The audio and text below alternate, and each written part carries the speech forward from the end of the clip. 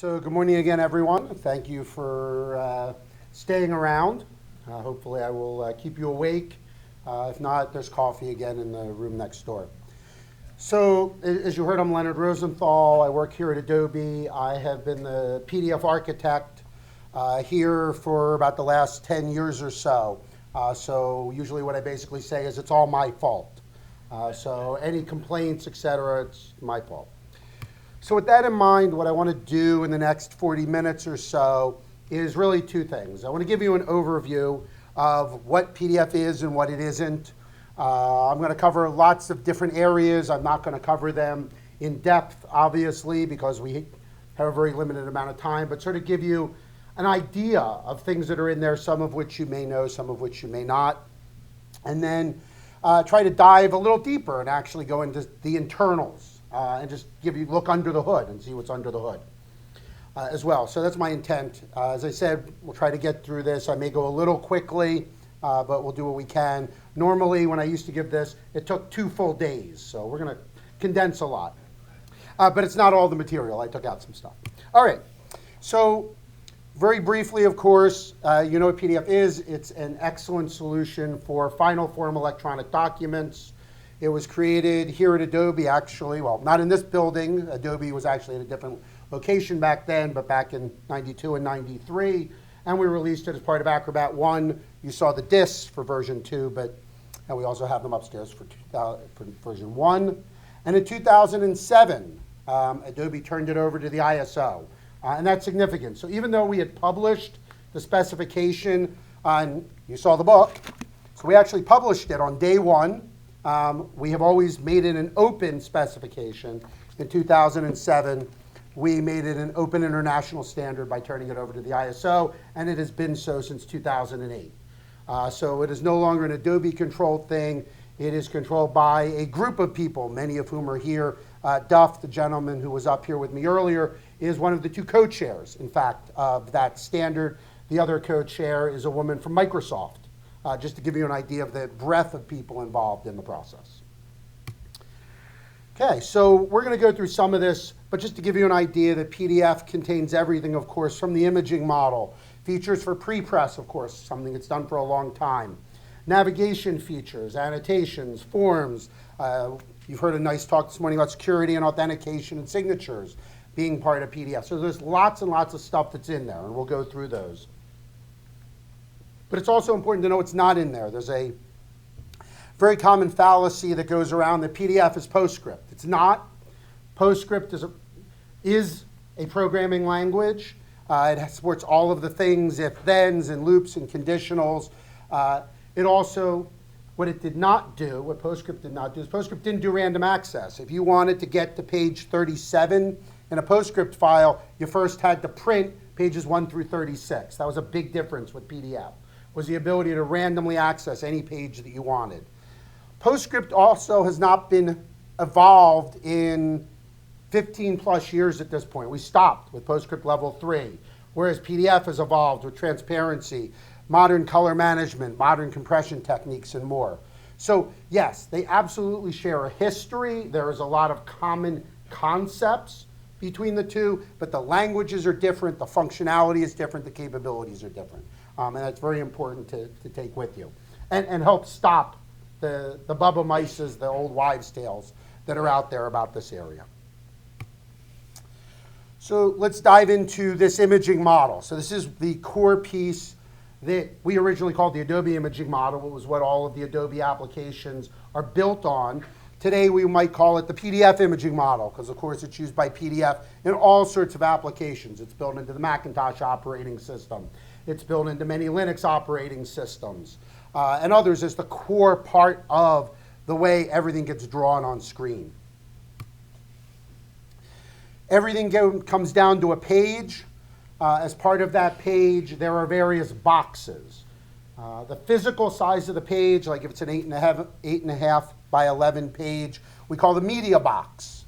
If only part of that page is visible, we call that the crop box. You cropped it down. And there are other things that are used in the pre-press and printing industry, bleed boxes and trim boxes and art boxes and such. So various boxes that we talk about how a page can be broken down. But the most important ones, the media box and the crop box.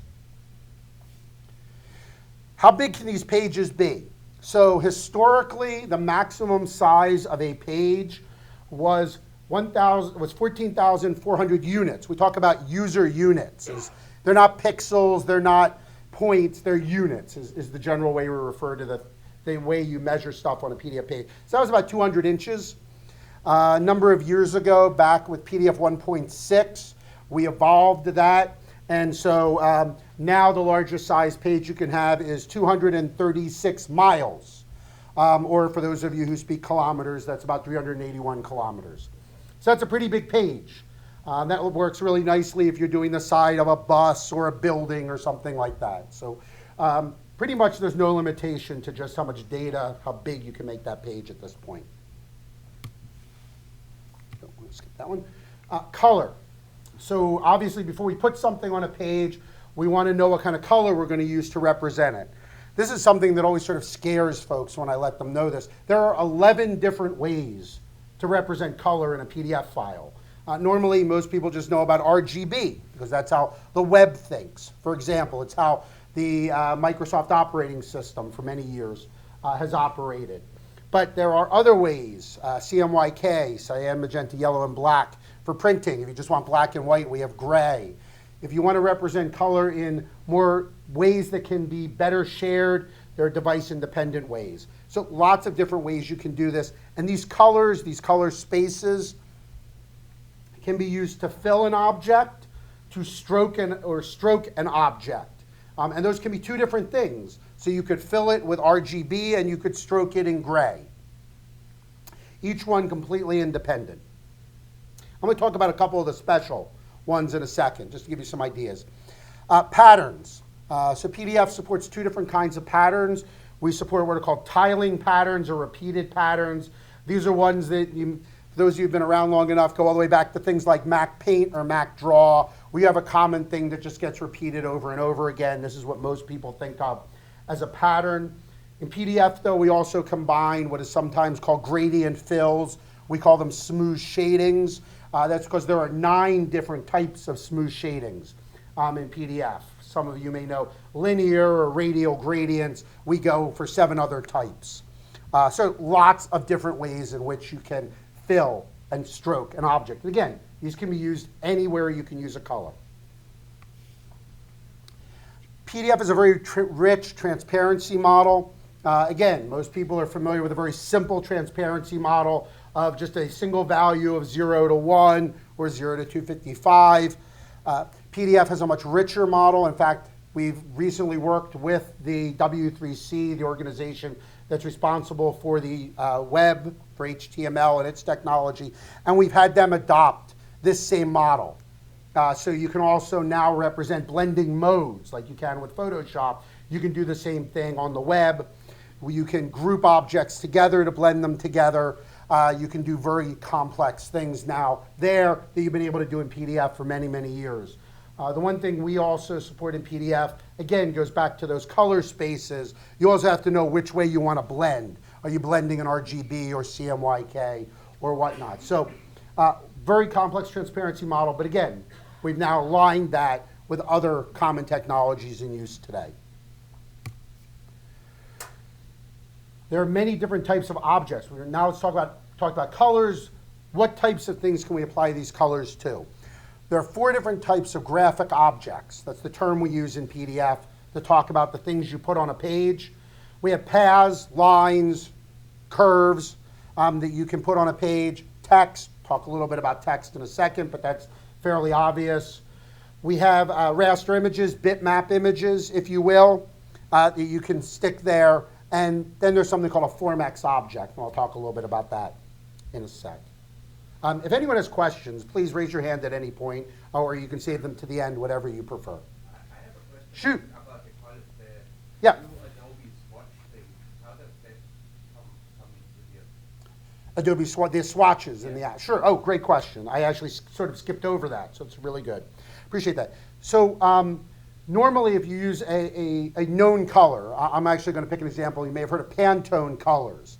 Pantone colors is a very popular type of color used for printing sometimes known as spot colors or separation colors. I'll give you a perfect example.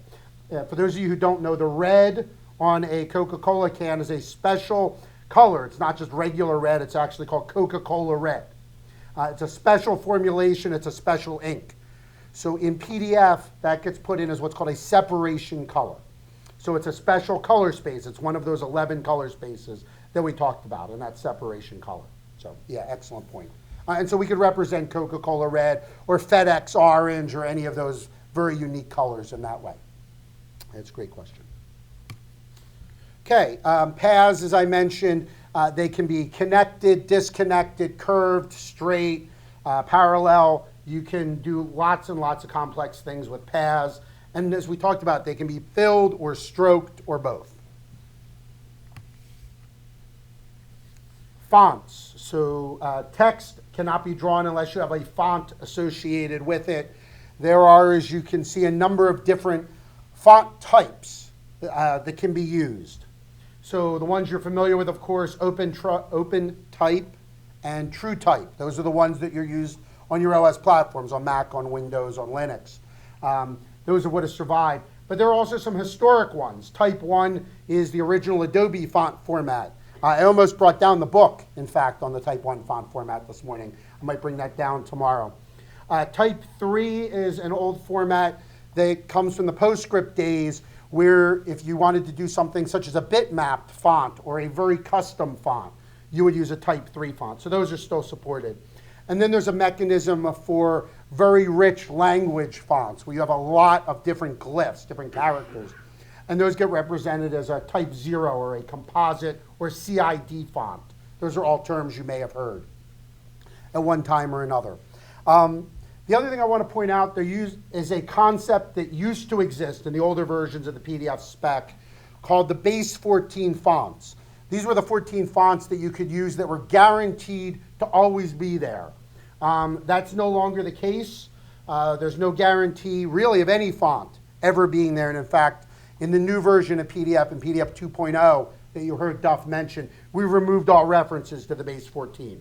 So if you want a font, you either embed it or you hope that the user has it on their machine. There's never a guarantee of anything. I would think that's a better, safer, there's no special casing. We don't want to special case anything. Briefly on that, I just want to hit on, because a lot of people ask this question, if I want to embed the font, what are the issues that I may face? So there are two different types of embedding restrictions. There are technical restrictions and there are legal restrictions. A font can explicitly state inside of itself whether or not it can be embedded, and if so, in what ways. So the font could come that way. In fact, every True Type or Open Type font has to have this in it. It's required by the font format. So any True Type or Open Type font you get, whether it's free, commercial, etc., will have an explicit flag that tells you whether it can be embedded.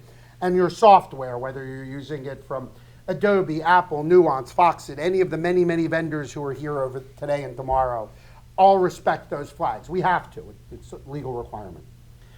Some fonts, however, may set the flag more liberally, but then give you an agreement that says, nope, you can't do this, or no, you have to pay us extra money.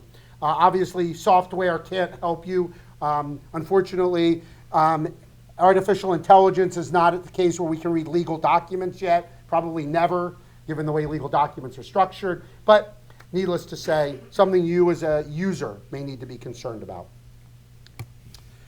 Okay, that was fonts. As we said, there's another font session going on right now, so you're missing all that fun. Okay, raster images. Pretty much any picture that you get, whether it's a PNG, a GIF, a TIFF, a JPEG, all of these common formats can be put into PDF, but they're not put in their original way. So you'd never have a TIFF or a PNG, for example, inside a PDF. You can take that data and put it in the PDF without losing anything. It's a purely lossless operation, but we have to unwrap it. So if you think of your image as being wrapped as a PNG or wrapped as a TIFF, you tear off the wrapper, you take the data out, and you copy that into the PDF. So you don't have to make any changes, we just have to unwrap it and then rewrap it. Okay, so you never have a, like I said, you never have a raw PNG, for example, or a raw TIFF.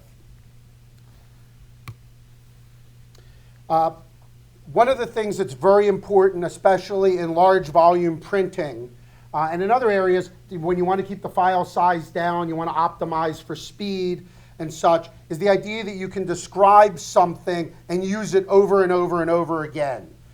We call this in PDF a form X object, and it's a term we get from PostScript. It's somewhat of an unfortunate term because, as you'll hear later, PDF also supports what we call acro forms, which are the kind of form you're used to filling out. So it's an unfortunate choice of words, but this is what a form X object is. It's something that can repeat over and over again. Logos, things like that are always used if you've got a common image that gets reprinted. So it's a or text, it doesn't have to be an image. Anything can be combined into a form X object and reused. This is actually something a lot of people aren't familiar. So a lot of this you probably have heard about, you've seen, you've worked with. That's the core of the imaging model. This is something that's relatively recent. We introduced it in PDF 1.5. PDF 1.5. In the Acrobat UI and in the UI of other viewers, you'll see this called layers, mostly because it matches the UI of authoring programs.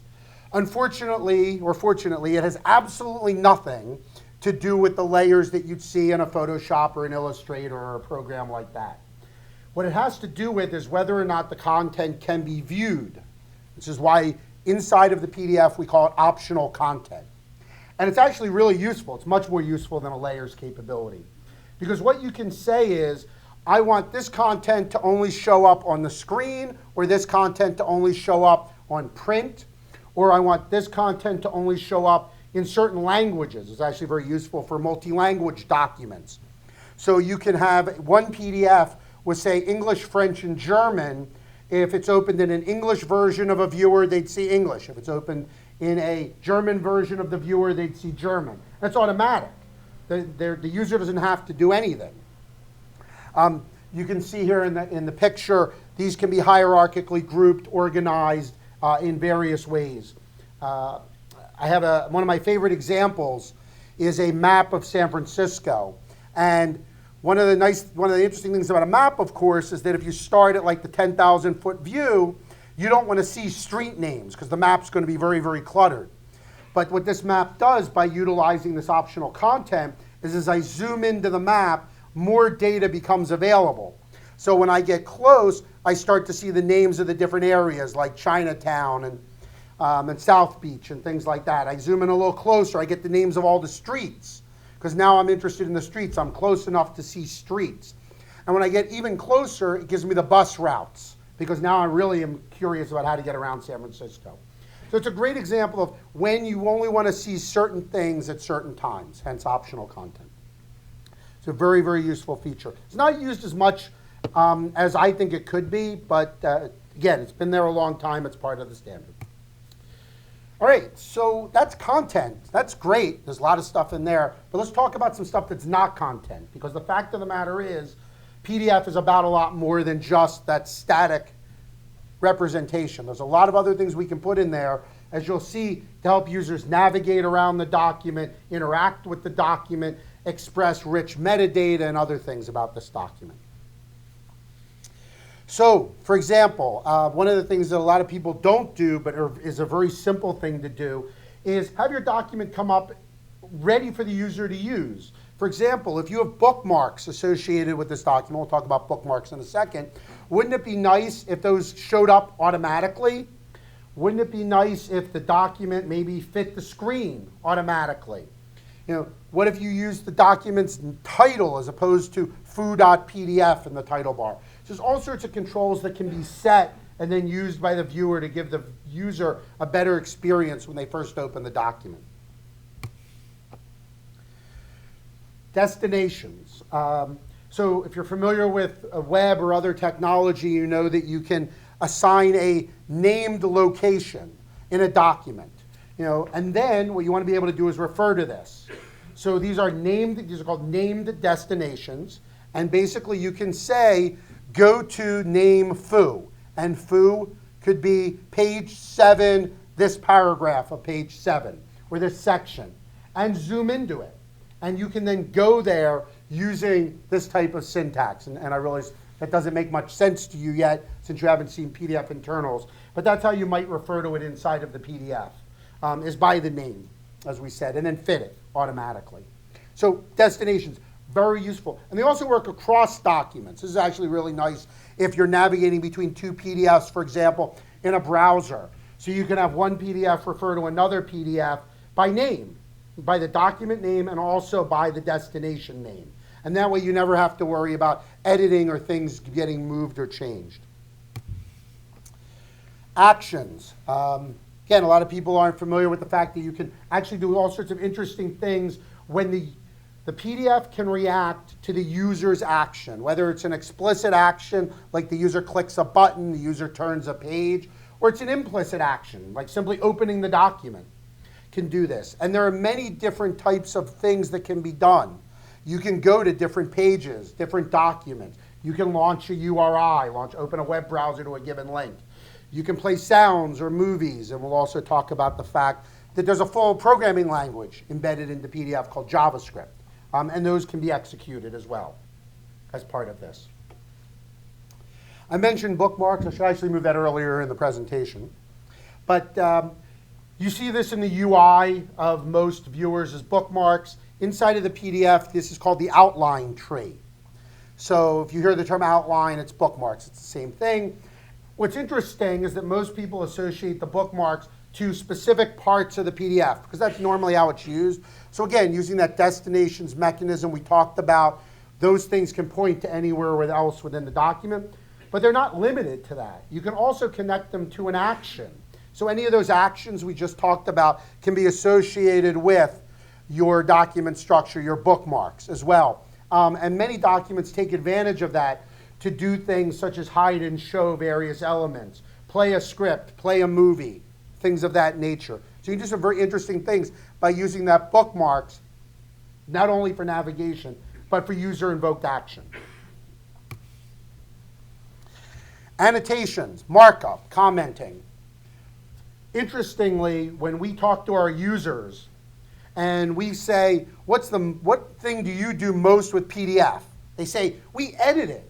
We say, you edit it? And they say, yeah, I put on little sticky notes and I strike things out. And we don't think of that as editing. We think of that as commenting. But to them, they're changing the document. And so they think of it as editing. So it's very, very interesting. But in general, this is the #1 use for our users. I can't speak for other viewers.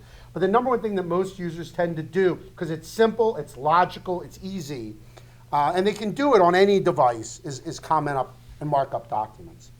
So you can do all sorts of different markups, and you probably have seen most of these in your own use. Text notes, strikeouts, scribbling. You can also put links on a document. You probably have used those yourself. Some things you may not know, you can stamp.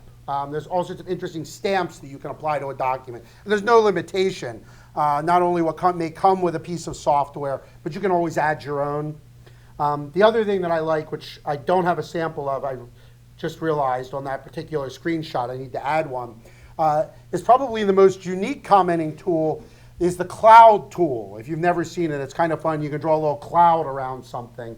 It actually was put in for the engineering market because apparently engineers like clouds. I don't know if it's because they think in the clouds, it's where their head is, but engineers put clouds on their drawings. And so there's a cloud tool. And you can actually use it for anything you want, of course, but I think it's a fun tool to use. As mentioned, you can also do multimedia. So annotations are not only a user thing, they're actually a foundational technology for putting other types of content on a PDF page.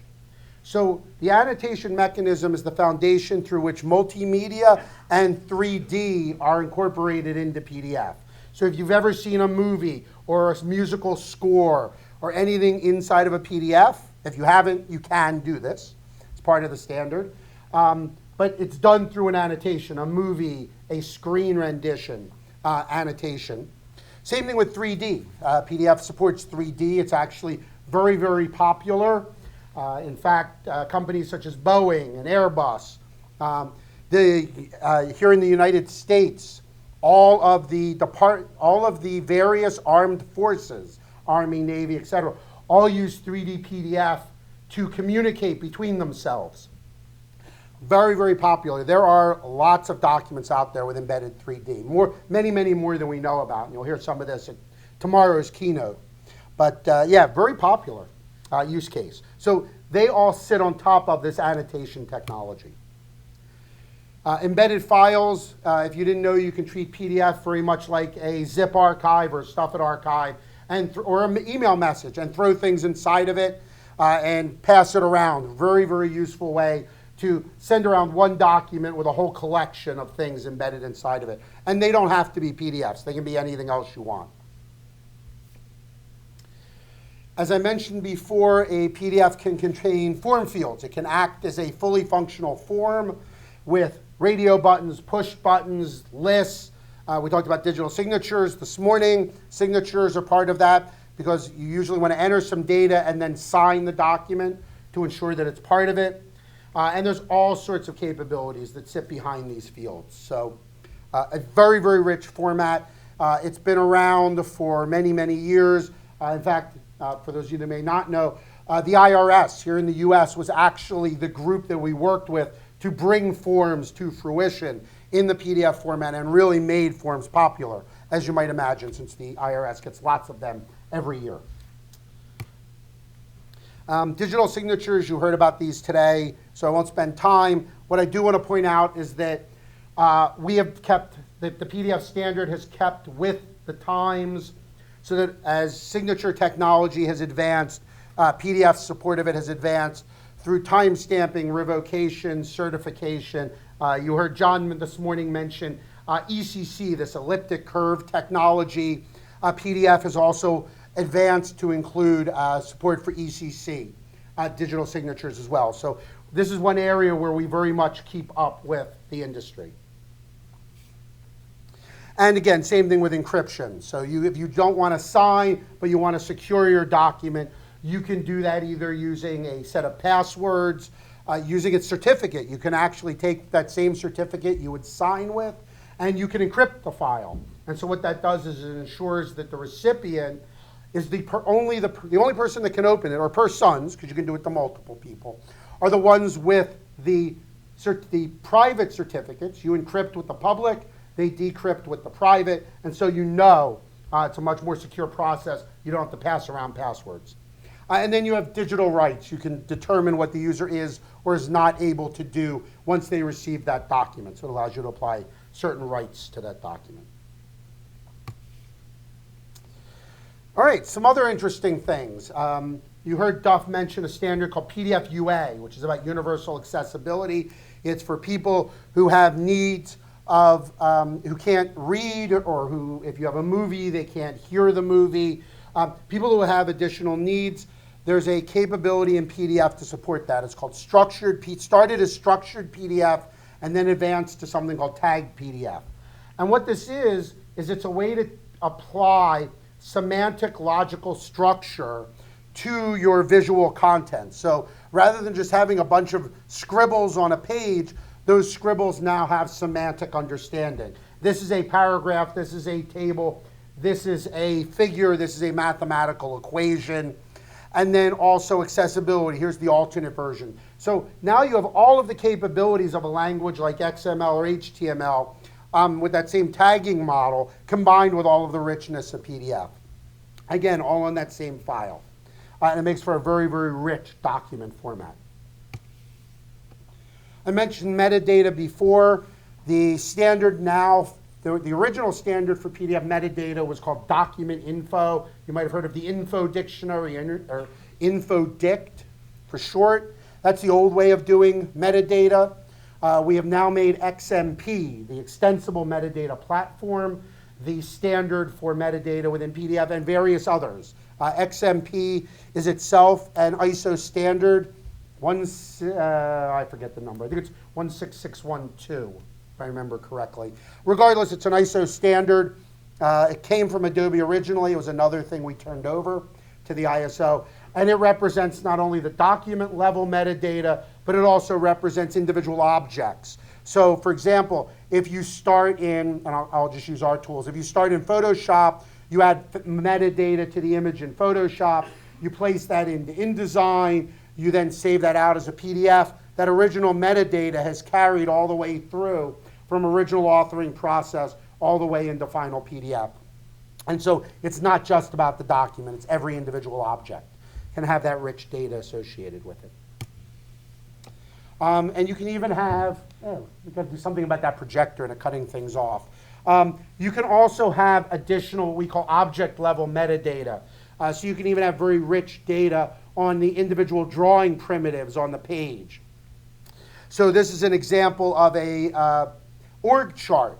So in the org chart, there's a rectangle. It has a reference to this Yosef Goldberg, who is the CEO of this company. And if you were to click on it, it would give you all the information about where his office is and things like that. So this applies metadata to the individual graphic objects on the page. And this has been part of PDF for many years now.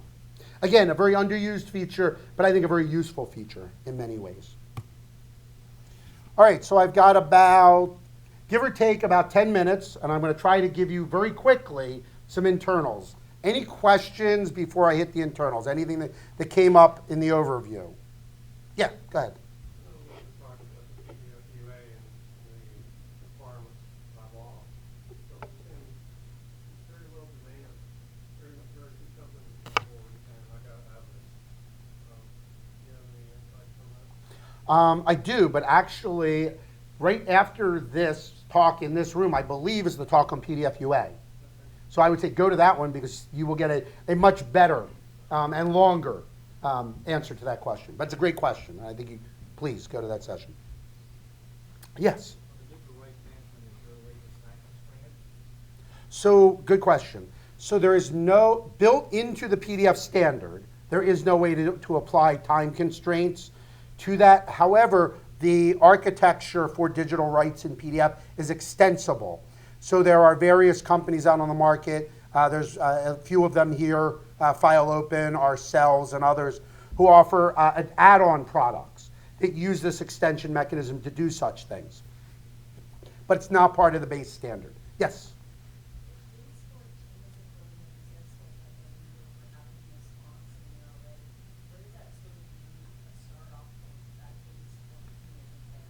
So it's a great question. The answer is usually, well, our recommendation has always been, and it's why all of the subsets have this requirement, embed. You know, embedding is always the best route for many, many, many, many reasons. The industry always recommends embedding. We have for a long time. That's the best choice.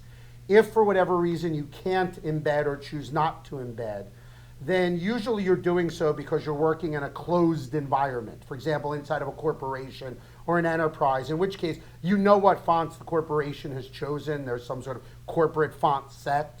Maybe it's whatever ships with Windows, whatever it might be. And that would be the font set I would choose.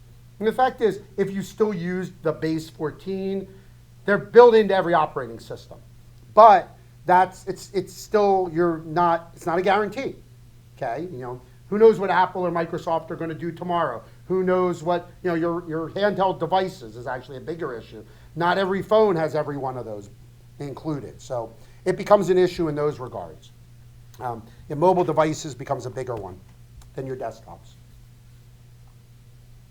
Okay, let me see what I can do in a few minutes.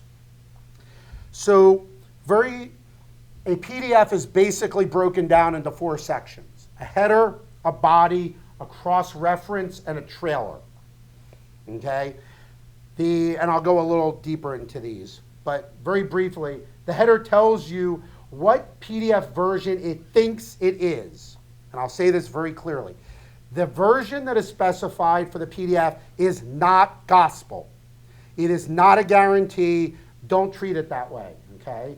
It's a guess. It does not have to be right. There's no requirement that it's right. It's simply saying, probably this is what I am, okay? But it's not, it's not gospel in any way. The body is where all the objects live, and I'll show you that. The cross-reference table is how we find every one of those objects.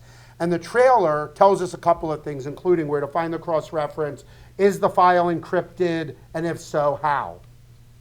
because that's where we start. So I talked about the header. As I mentioned, it's the version. There's also some garbage bytes if you ever look inside a PDF. The first line will say %PDF something. The second line will look like a bunch of garbage. There's a long history of why we do that, but we'll save that for another time.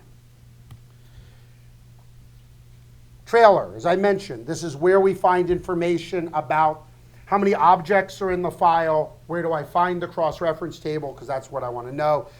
Every PDF has a unique identifier associated with it. It's just a GUID. It's, like many other things, it's just a unique ID, and that goes in the trailer as well. Today it is optional. We are making it as part of PDF 2.0 requirement.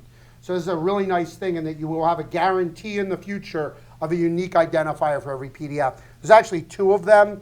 There's the file and the version. So every time the PDF is updated, you get the second number gets changed. So you'll know, is the file the original, what version. You don't get a number, but at least you have another unique identifier that goes along with it. And I mentioned the cross-reference table. Kind of looks like this. The important thing to take away from this picture is that for every object, we know exactly where in the file it's located. It's this exact byte offset. So every object has a number for each, and they're counting down. So object 0, object 1, object 2, as we were to go through this list here. And so I know exactly where to find it. So when there is a request, this is how random access works. When there's a request for object 6, I can go, okay, 0, 1, 2, 3, 4, 5, 6, and I can go read byte 601 and continue, and now I know where to find it.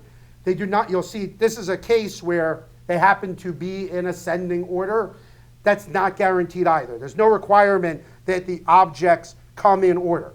Let me rephrase that. These are in order. These match, but where they show up in the file, they don't have to be in order. You could have object 300, then 5, then 32, then 67. Doesn't matter. The order in the file is not important because we have these offsets here in the cross-reference table. There's a newer model. What you just saw was the original model for cross-references. This was a new version introduced a little later that is more compact, and it lets us do larger files. So the original method stopped at about 10 gigabytes for the maximum file size. We actually had customers running into that limit. So this new format goes beyond that. So there is now no longer a size limit to a PDF. Again, an older PDF, 10 gigs, now no limit. So that's huge in both size and concept. All right, so objects in the last couple of minutes. A PDF file consists, and this is, the body is a bunch of objects. We call them COS or COS objects, depending on who you talk to and depending on whether or not they're a fan of Bill Cosby. It used to be, when I would tell that joke, it would be a little more appropriate. I'm not so sure I should tell it any longer. But needless to say, there's actually history there. These objects are, they're not objects like in an object-oriented programming system. They're just how we talk about things. And they are very similar to PostScript objects. There's a bunch of different types, and they can be used in a number of different ways. So as I mentioned, there are, if you ever program things, it's the same set you get everywhere else. Booleans and numbers and constants and arrays and dictionaries and things like that. So all of the standard data types are there, and they get combined together to form these richer objects. So let me show you what an actual PDF might look like. So this is, so we take a real world. Everybody knows when you start programming, the first thing you do is you write hello world. So this is our hello world PDF. So I just have an 8.5 by 11 piece of paper, which is equivalent to 612 by 792 user units. And at 260 by 600, I want to draw the text hello world. Okay? Seems like a good thing to do for a nice sample. This is what that looks like inside of the PDF. Okay?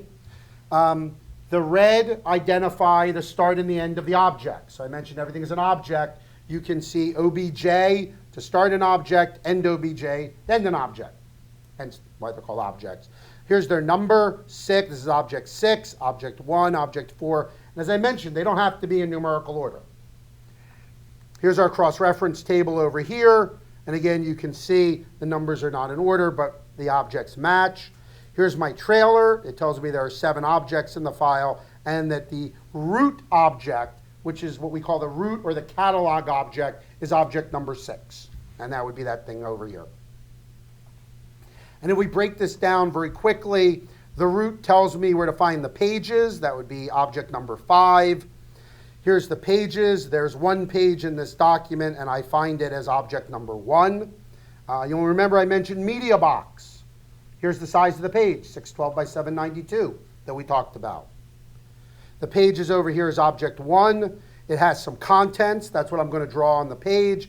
It has some resources. Resources are things that help pages do things. So, for example, the font that I'm going to use to draw in. And in fact, if we go over here to object number 2, what we see is the stream. So contents are described in a content stream. I'm not going to dissect that for you, but the points in red, of course, here's the 260 by 600 where I said I wanted to draw it. And here's the string that I'm going to draw with the draw itself. And the font that I used is over here. I'm going to use Helvetica. So I'm going to use a type 1 version of Helvetica. So that's the font I've chosen to use. So that's a real world PDF. If you were to take this, copy it into an editor, make sure you got all your line endings correct, because again, remember the PDF is a binary format. This would display. That's a valid PDF. And I already walked you through this. We talked about pages. And I'm actually going to stop at this point as we are getting to the end. So any questions on the internals or any questions about PDF in general? I apologize, we went fairly quickly. There's a lot to do, but I really wanted to try to give you as much overview and then a quick look at what was inside as I could. So, questions? Yeah, and then I'll get the guy in the back. Yes. Are they encoding by default UTF-16, or is that? Oh, great question. So the answer is that there's two different ways in which one does it. For the objects themselves, actually I'm going to go back into the picture. Okay. So we look at this. If we look at this, certain things are encoded either in what we call PDDoc encoding, which is basically ISO-Latin 1, or three ways, or in UCS2 or UCS2, which is 16. I'm going to do this wrong, which is 2-byte Unicode, or UTF-8. So you have 3 different ways you can encode the data objects. So like the word catalog, the word page. I don't have a string in here. If I had a string outside of content. Inside of content is a different story. Inside of content, it has to match the font's encoding. So if you are working with a regular ISO-Latin font, you encode in ISO-Latin. If you are working with a Japanese font that does shift, SGIS, you use SGIS. If you're working with a Unicode font, you use UCS2. Okay? So inside of a content stream, you cannot use UTF-8 because there are no UTF-8 fonts. But you just match the font. That's a great question. Anything else? Oh, yes? How are those numbers generated in the X-reference statement? So the numbers are generated. They are the offset in the file. So if we were to count 60 bytes in, that should be the 60th in hex, the 60th byte into the file. So the byte offset from the beginning of the file to that is that 60 or 228 or 424. That's either going to be 0 or 65535. It's a historical aspect. It's something called the generation ID. And yeah, just wrapping up. Yep. All right, so Dove's telling me that. Oh, all right, Dove, last thing, and then I will close up. You hinted at something on your very last slide to let people know. If you're really interested in seeing what the inside of a PDF file is, you could take a look in Acrobat Pro in the pre-flight. There is a pane that lets you actually look at what that content is. And it's very good to start learning this type of thing, seeing the reconciling what you see on the screen with what that internal content is. Great. All right. Thank you all very much. And I believe the next thing in here, I think, is Duff on PDFUA, although I'm not looking at a schedule at the moment. So thank you all. Thank you.